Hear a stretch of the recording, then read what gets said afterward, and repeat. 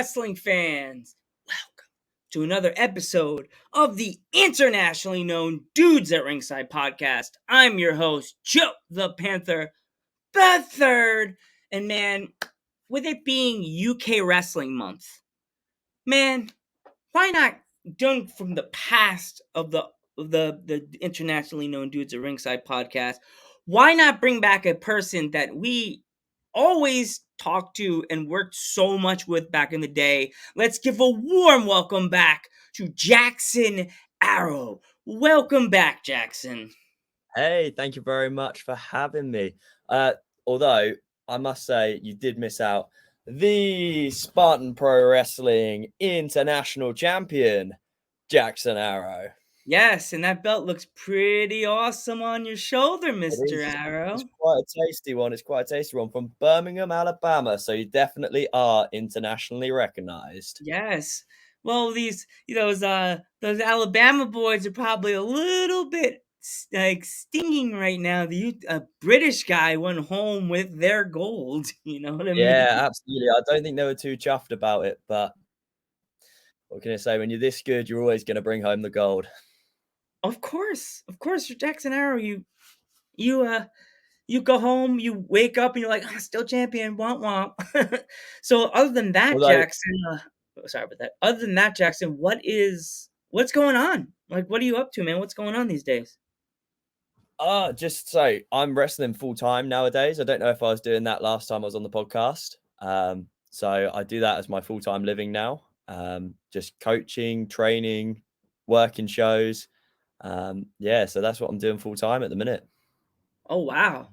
So you're part of the training facility over there. Is it like how is it being a wrestler and a part of the training stuff for a promotion? What is it like?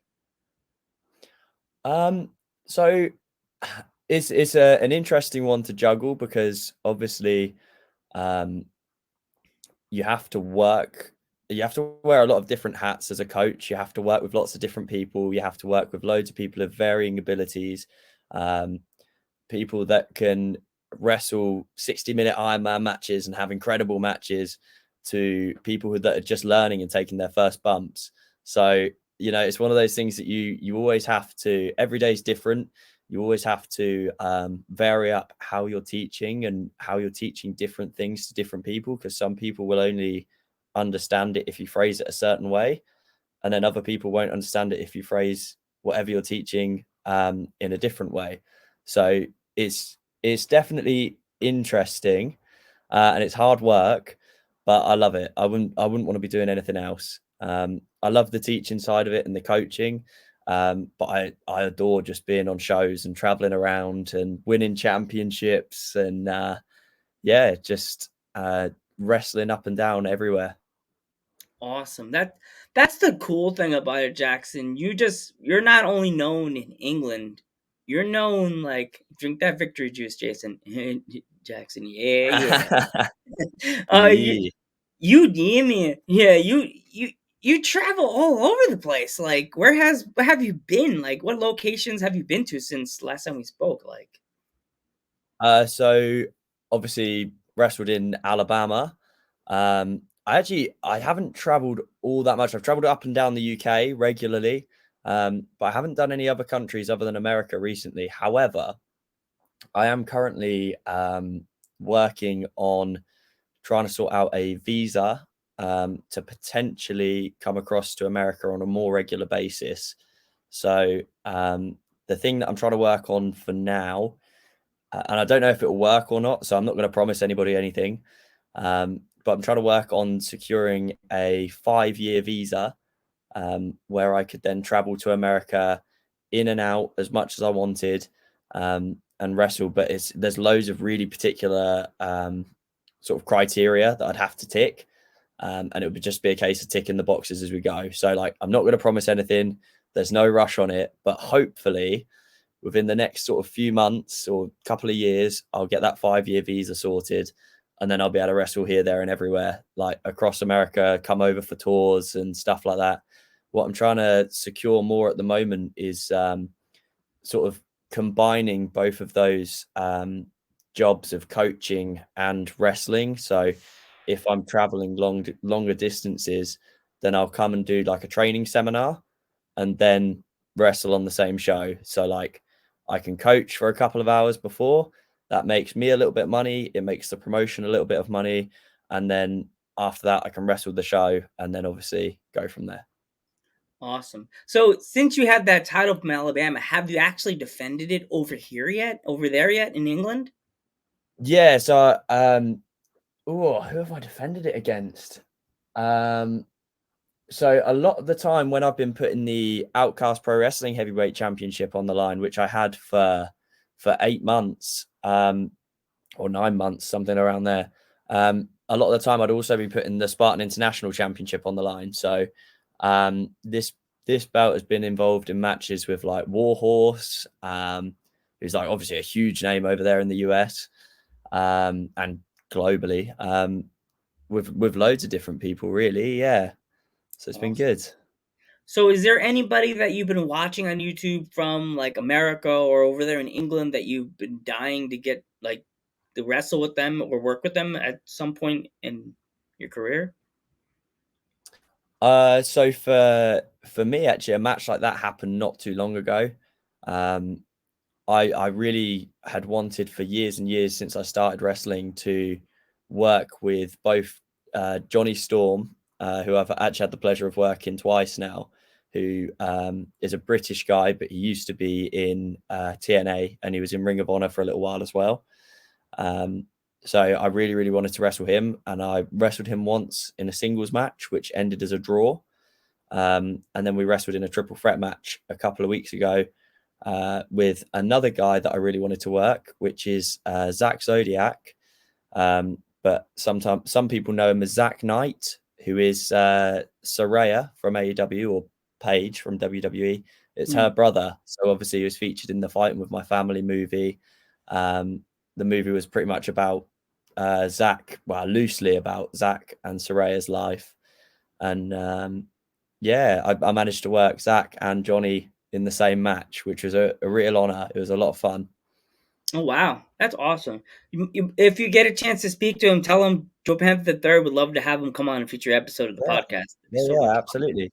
Yeah, yeah. It's you also tell him the Joe's name the third is not because it's some stage name. His grandfather was a wrestler. His cousin, pandemic. I find out I have two other cousins that are wrestlers. So I was like, Oh, wow. That's yeah. amazing. One guy actually wrestled up to the 90s. His name was Pete Sanchez. He wrestled pretty much half the golden era wrestlers. Oh, awesome. Yeah, That's he really wrestled cool. Boss Man, he wrestled Tito, he wrestled Snuka, Piper. Oh my gosh. So, That's oh, amazing. my That's question amazing. for you is have you had a chance to wrestle any in a male female match, and if you haven't, who would you like to face and why? So I faced obviously Lunatrix a Intergender, I couple of mean times. intergender. Yeah, yeah, yeah. So like I've wrestled Lunatrix a couple of times, and she's really, really great to work with. Um, in terms of intergender stuff, just from shows I've been at and watched little bits and pieces, like Millie McKenzie's a really good worker, and looks like she hits super hard, but everything she does flows really smoothly. And like that's one of the big things for me is that like if everything you do flows smoothly and looks really nice, that's what the sort of wrestling I'm into. It needs to be nice, fluid transitions. Um, Even if the moves aren't like the biggest moves in the world, as long as you transition into them nicely, then that's sort of really important to me. So Millie McKenzie would be up there, and Chantel Jordan was on the same show as well, and she looked really, really good. Um, so both of those would be two that I haven't worked before, but would definitely be ones that I would really like to work in the future. She is one that I've been dying for like 2 years. That's one of my British female wrestlers from the UK that I've been dying to have on my podcast. And it's like Yeah. every time I try, she never answers my messages. Uh, Chantel Jordan is one of the ones I really wanted to get in contact with. Actually, I've had Emma Cross. That's another one that I would love to see you fight. She does a lot of stiff kicks and a lot of yeah. submission moves. Um, Maybe you versus Alfie in a street fight. Um, she's not in. I I, don't think. Well, sorry. Go on. I don't mind wrestling anybody. That's the thing. Like, I think that's the joy of wrestling is finding the strengths of your opponent and really highlighting them and working with them, um, and then them being able to highlight your strengths. So I think that's one of the biggest joys of wrestling is it doesn't matter who you're working with. It's to make them look good, and then as long as they work as hard as they can to make you look good, that's how it all works. Like that's the joy of it. So I love wrestling anybody. I love wrestling new people, and thinking, right, okay, these are their move set. This is what they do, and this is how I can link this into a little story within the match and really make it them either get over as a bad guy, or them really get over as a good guy, which is normally what I do because I'm normally the heel. So I'm normally trying to make people look really, really good. Mm. That's always the fun part. But like, if you're either a heel or a face, you either have to really work on your opponent to make them look good if they are not like they're new in the business, or you have to not work on the person you're working with. You have to work on the people behind the barricade, the people ringside. Mm. Yeah, yeah, Dudes absolutely. and chickies at ringside that you have to make them believe what you're doing in the ring is real. You know what I Mhm. mean? You know, Yeah. to make it move that you could take on a person about 5'9" and that's 600 pounds, that you could just destroy them and be like, oh my Mm. god, Jackson Arrow just destroyed this guy that looks like Kane. Yeah, yeah, yeah. I think Trying to it's, make it sound like the virus. Like, you take on a guy like the virus, I and think it's I think it's very important um to utilize any sort of psychology. So like for example, if there was a guy that was I wrestled a guy not long ago, who was based out of Newcastle, and his name is on the tip of my tongue, but I can't get it right now. I think it's Nicholas Gray. I'm sure it's Nicholas Gray. And he was a really, really great worker. But when we were talking backstage, like I was working babyface and he was working heel. We'd never worked each other before, and I don't know if he'd want me saying this publicly, but I'm sure he won't mind too much. But he said like he'd been stuck in a bit of a rut of working the same match over and over again because he was the guy there that had the most experience, like in his area, tend to work guys that had less experience than him. Um, so I went up there to Newcastle, and uh, I'm I can be pretty confident. And I called the match to him, and I was like, "This is how I think this should go, and how we should make you look nice and big. And these are the points that I want you to fill in and say like, get your big moves in here, get your big moves in here." But like as we were working it through, I was like sizing him up. It's like, right, when you cut me off, you're just going to hit me with a shoulder tackle, literally just a shoulder tackle. Now, for most people, a shoulder tackle is just like a transition move into the international. Like you get hit with a shoulder tackle, you go straight into a sleep, you pop up for the leapfrog and whatever. But because he was that bit bigger than me, and he looked like a real imposing guy, wears a gum shield, wears a kilt and everything like that, looked like a mm, genuinely really imposing guy. Was taller than me, was like much bigger than me stature wise. I said to him, like, when we do our rope run stuff at the start, let me avoid you like 2 or 3 times so that we're showing that I'm quicker than you. We're telling that story that I'm athletic. When you do a sleep, I'll do a front flip over you, like straight to my feet, and then we'll continue running. We'll keep it nice and fast. But then the one time you catch me is with this shoulder tackle. And when you catch me with this shoulder tackle, it's going to look like it kills me. Like I'm gonna bump, I'm gonna like go right up onto my head. I'm gonna massively oversell it so that then it shows that for every time I can avoid you and I can outrun you, if you finally catch me, that's it. You like the damage is gonna be there. Um, so we really told this nice story of like I have to hit him like 3 or 4 times for one for the same impact as like one of his shots. I love that sort of psychology that's like, okay, we're not openly saying that to the fans, but subliminally they're taking that in that, right, okay, Jackson has to keep hitting him and keep hitting him and keep hitting him, keep on him. And if Nicholas Gray hits him with one clothesline or one shoulder tackle, that could be the end of the match. So every time he hits me with something and I kick out, I look super strong because I've already made him look strong because the moves he gives me are super big. And it's like he can then get more and more frustrated because he's starting to hit me with bigger things. And I've still shown that heart and that desire and still kicking out. And then the fans are getting more and more into it. And like it was only maybe like a 10 to 12 minute match just to open a show. And the fans were so into it. They were loving it. And he got out the back and he was like, thank you so much. Like I haven't had a match like that in ages where the crowd have been that invested because I've done my same match every so often for the last however many months.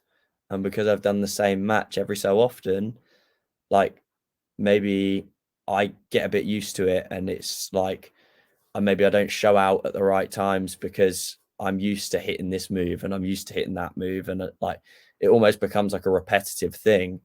And he was so grateful that like just little things like that psychology of like, no, when you do hit me with that one big move, like I'm going to make you look $1,000,000. I'm going to go down for a little while and really register that impact. And yeah, we basically planned this match. There wasn't like a great deal of bumps or anything. I managed to go through a ceiling tile. That was quite fun. Ooh, what? Like there's a low Ceiling ceiling. tile. Yeah. You know, like the suspended ceilings, um, like you get in like an office or something like that, where you Yeah, can push them up like the polystyrene ones. yeah. Um, he went to give me a suplex. I kind of sat there and I was like, this venue's a little bit low, but I'm going to kick my legs up because I don't want to land on my head. So, like, if we're doing a suplex, we're doing a suplex, we're going up. And I just kicked my feet through the ceiling tiles and it just came down on both of us. So that That was quite fun. that similar story happened when I went to a show in Allentown, Pennsylvania, and me and my dad were like, "This is gonna be crazy because the roof's not that tall." Every wrestler that went on the top rope that day, Jackson, were going, and they had to like a Yeah. sideways plunge, and I'm like, Yeah. "I would be the fear because I'm a little guy and I would probably want to jump around." I'll be that Yeah. kid. Yeah. I'll be the one that bumps my head and be like, "Ngingers," and then they Oh, God. Yeah. No, we've had it kept a the few gurney. times. Joe's dead. We've had it a few times with really low venues, and sometimes you can use it to your advantage. And sometimes it's really hard to work around. But we've had it a few times where like we're we're working on stuff before the show and we're like lift a guy and we're like, no, we're not doing that because we're this close to the ceiling and I'm Mm, not taking any risks. Um, but there was one that we used, a small venue where there was like beams every so often, like intermittent. It wasn't the ceiling, it was just like a beam that ran across, like support beams for the structure. Um, and one of them was just outside the ring. mm. So there's a clip of me somewhere, it's probably on Instagram or something like that, where I run from the stage, I swing on the beam, and then springboard on the top rope and hit an uppercut. Oh wow, dude! I wish I could Because it's find that like clip. yeah, so it's like I could use it to my advantage just to swing on that beam and then plant my feet on the top and go straight away. So that was quite cool. See, you should have thought about that before you posted it. You could look up the Superman theme on Instagram and put that in the background. You know, they changed Instagram's thing. If you post just a picture, you could put a song with it. Yeah, You could yeah, just yeah, get that clip and put the.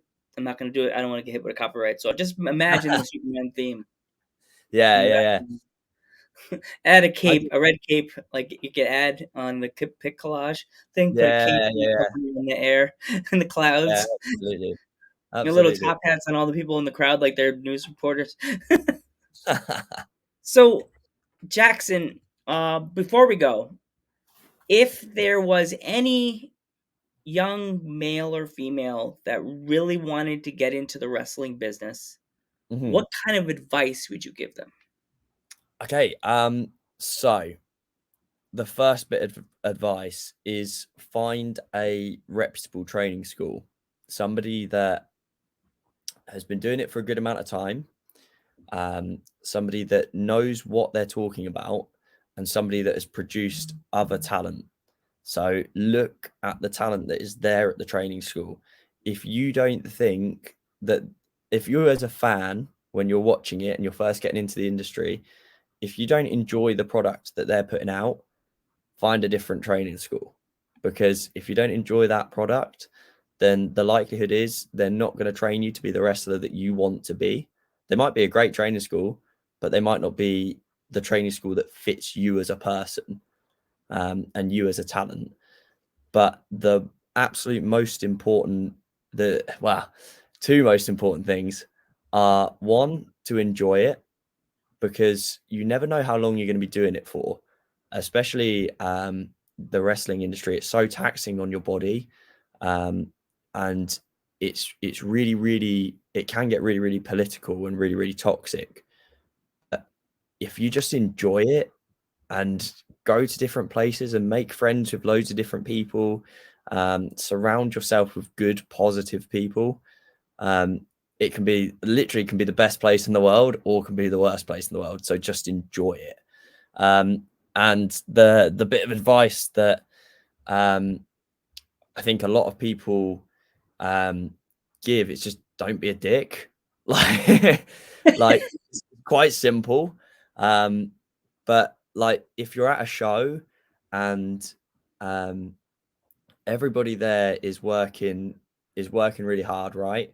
The promoters especially are working hard because they've got 100 questions from 100 different people. Um, they're, they need to make sure everything's ready. They need to stick to timings. They need to make sure everything's okay. Um, if you're booked on an indie show, a show that doesn't have like a crew, then stay and help out with the ring, or get there early to help out the ring. I know sometimes circumstances mean that you can't, but do that as much as possible. Try and share footage, or try and share posters, graphics. Like, it doesn't only benefit you, it benefits the promotion, it benefits the person you're going against, it benefits everybody involved. So there's no reason not to do it. Um, and yeah, just don't be a dick. Like, don't be a diva backstage. Don't try and politic with people. Just enjoy yourself, and that's my main advice to other wrestlers. Just enjoy the industry, because, like I say, you don't know how long you're going to have wrestling. I'm fortunate enough to have been doing this for, God, maybe 9 years now. Oh, Uh, wow. Coming 9 up to, years, Jackson. I think I Wow. started. I started training 2014, 2015 time, and I debuted late 2015. Um, so yeah, 8, 9 years, that sort of time period. Um, That's crazy, man. That's crazy that yeah, you you've been in the business that long, and it's yeah, like it's crazy. but it has its ups and its downs. But I say, like, I've never really gotten hurt, but I've known a lot of people that have got hurt, and I know like some people that have had to stop. So like, you never know how long you're gonna have within the industry. So enjoy every moment. Yeah. Well, thank you so much, Jackson. I'm Joe Panther the Third, And I'm Jackson Arrow. and we will catch you in the next one.